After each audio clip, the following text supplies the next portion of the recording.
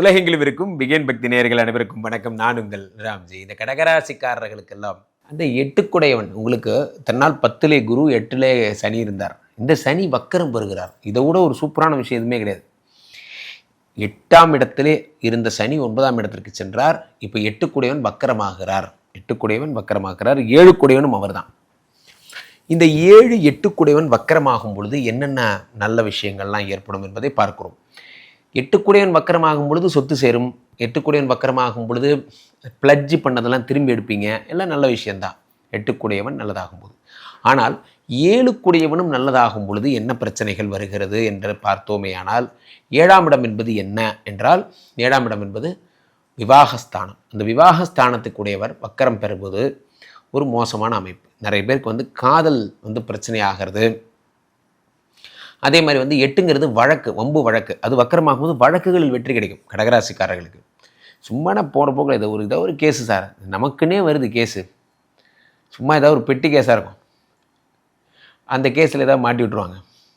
இந்த நடமாடும் நீதிமன்றம்லாம் போய் போயிட்டுனா ஜாலியாக இருக்கும். அங்கே போய் பாருங்கள், நிறைய பேர் கூட்டமாக இருப்பாங்க.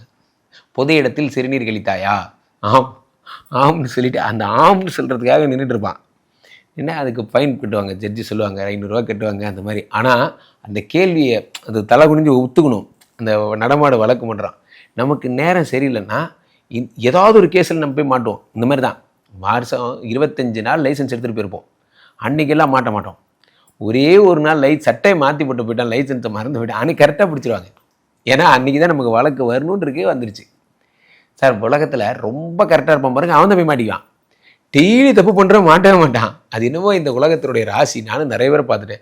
ரொம்ப க்ளீன் ப்ரொஃபைல் தான். எல்லாத்தையும் போலீஸ்கிட்ட மாட்டிக்கிறது, ஏதாவது ஒரு கேஸுனால் மாட்டிவாங்க. இந்த 8குடையன் வக்கரமாகும் பொழுது தேவையில்லாத கேஸு உங்களுக்கு வந்துகிட்டே இருந்திருக்கும். அதுலேருந்துலாம் விடுதலை போன்றவைகள்லாம் ஏற்படும். இந்த 7குடையன் வக்கரமாகும் பொழுது தான் சார் வணக்கம் சார், சமீபத்தில் ஒருத்தர் இந்த மாதிரிலாம் சவுத் இந்தியாவில் கூகுள் கம்பெனி ஆரம்பிக்கிறாங்க. உகாண்டா காடுகளுக்கு நடுவில் கூகுள் கம்பெனி. உகாண்டா காடுகளுக்கு நடுவில் அனகோண்டா தாண்டா இருக்கும். உகாண்டா காடுகளுக்கு நடுவில் கூகுள் கம்பெனி எங்கப்பா வந்துச்சு சார்? அப்படி தான் சார் அவன் சொன்னான் சார். இங்கேருந்து துபாய்க்கு கூட்டு போகிற நிறைய பேர் நிலைமை தான். இங்கே போய் பாருங்கள். உண்மையிலே நண்பர்களே, நம்ம ஊர்லேயே இது கருத்தாக பொழைச்சா எவ்வளோ நல்லா பொழைக்கலாம். நம்ம ஊரில் மட்டும்தான் என்ன பண்ணுறது? நம்ம சவுத் இந்தியா எடுத்துக்கங்க. நம்ம ஊரில் இருக்கிறவங்கள பாருங்கள். இவங்களே கருத்தாக பொழைச்சா நல்லா பொழைக்கலாம். ஆனால் நம்ம வேலை செய்கிறதுக்கு பண்ணிவிட்டு வேலை செய்ய மாட்டோம். வெளிநாட்டிலேருந்து நார்த் இந்தியாவிலேருந்து இங்கே அவங்க தான் ஃபுல்லாக எங்கே திரும்பினாலும் அவங்க தான் இருக்காங்க. நீங்கள் எங்கே வேணால் போங்க, செக்யூரிட்டி ஃபுல்லாக மாற்றிட்டாங்க, ஹோட்டல் ஃபுல்லாக மாற்றிட்டாங்க.